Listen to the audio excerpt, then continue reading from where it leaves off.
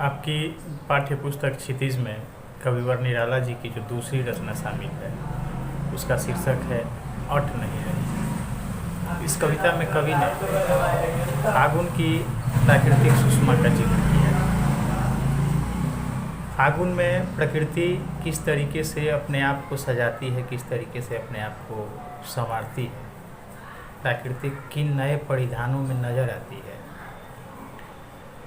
जीव जंतुओं के तथा मनुष्यों के मनोभाव क्या होते हैं, इन सारे चीज़ों का चित्रण बड़ी ही खूबसूरती से और बहुत ही कम शब्दों में कवि ने किया है। पहले मैं आप लोगों के समक्ष वो कविता पढ़ देता हूँ। वो कविता इस तरीके से है। अट नहीं रही है, आभा फागुन की तन सट नहीं रही है। अट नहीं रही है, आभा फागुन की तन सट नहीं रही है। कहीं सांस लेते हो, घर घर भर देते हो, उड़ने को नभ में तुम पर पर कर देते हो। आँख हटाता हूँ तो हट नहीं रही है, अट नहीं रही है। आभा फागुन की तन सट नहीं रही है। आगे लिखते हैं, पत्तों से लदी डाल, कहीं हरी कहीं लाल, कहीं पड़ी है उड़ में मंद गंध पुष्पमाल। पाट पाट शोभा श्रीपट नहीं रही है, अट नहीं रही। देखिए, कभी कभार ही सही इंसानों के जीवन में ऐसे क्षण जरूर आते हैं जब खुशियाँ संभाले नहीं संभलती। हर तरफ आनंद और उल्लास का वातावरण होता है और हम आवश्यकता से अधिक खुश रहते हैं, आवश्यकता से अधिक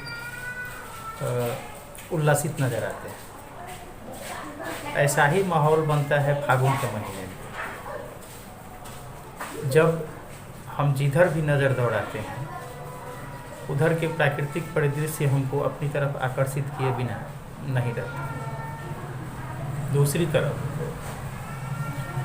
फागुन के महीने में एक प्रमुख त्यौहार मनाया जाता है हम लोगों के यहाँ, होली।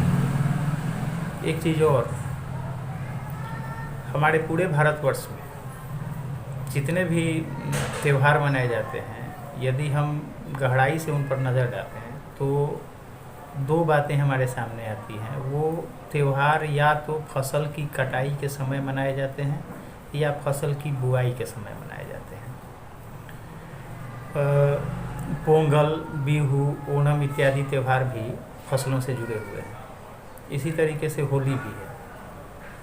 और इसका प्रमुख कारण ये है कि हमारा भारत जो है वो कृषि प्रधान देश है, और जब भी हम कोई फसल लगाते हैं या जब भी हम किसी फसल की कटाई करते हैं तो इन दोनों समय किसानों का आनंद चरम पर होता है।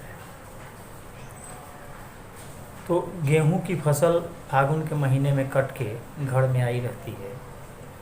वही कवि कहता भी है कि कहीं सांस लेते हो, घर घर भर देते हो। किसानों के घर अनाज से भरे हुए हैं। दूसरी तरफ एक खुशी का माहौल ये है, और दूसरी तरफ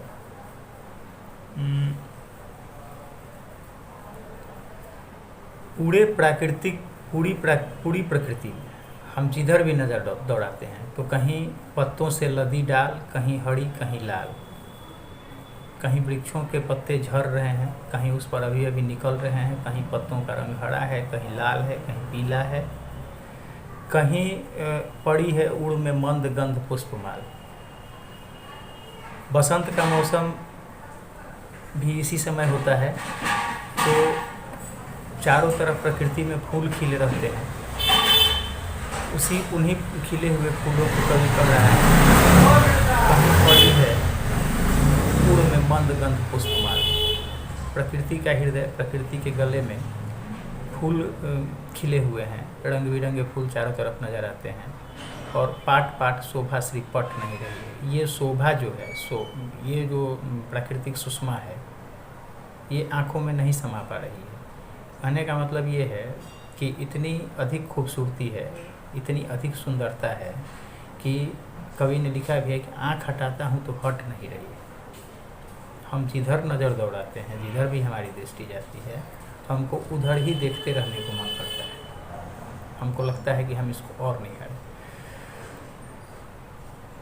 आगे कवि की आकांक्षा ये है कि वह कहता है कि उड़ने को नभ में तुम पर कर देते हो, यानी पर का मतलब पंख होता है।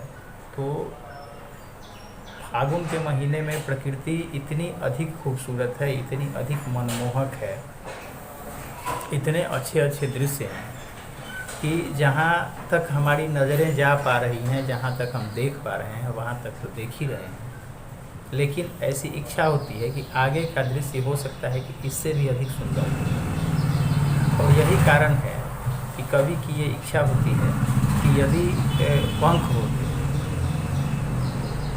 तो उड़ करके और बहुत आगे के दृश्यों का भी दीदार हम करते, आगे के दृश्यों को भी देखते। मन प्रसन्न है, आह्लादित है, उल्लास से भरा हुआ है,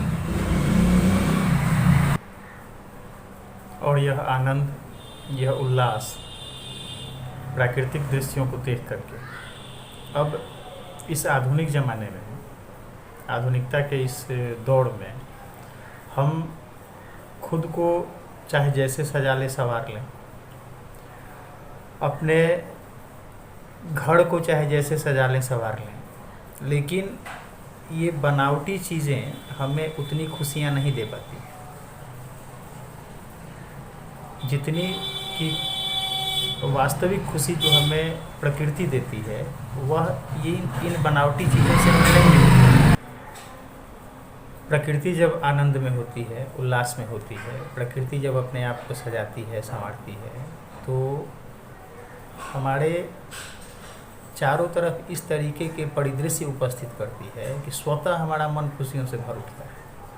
अतः प्रकृति हमारी सबसे बड़ी दोस्त है, जो बिना कुछ लिए हम प्रकृति को पे नहीं करते, प्रकृति को पैसा नहीं देते हैं। प्रकृति यदि अपने अंदर फूल खिलाती है, प्रकृति पेड़ों पे पत्ते लगाती है, तो इसके लिए हम उसको अलग से कुछ देते नहीं हैं, जबकि बनावटी साजो सामान खरीदने के लिए हमको अलग से पैसा देना पड़ता है, फिर भी हमें वो खुशियाँ नहीं मिल पाती हैं, हम अपने आप को उतना अधिक आनंदित महसूस नहीं कर पाते हैं।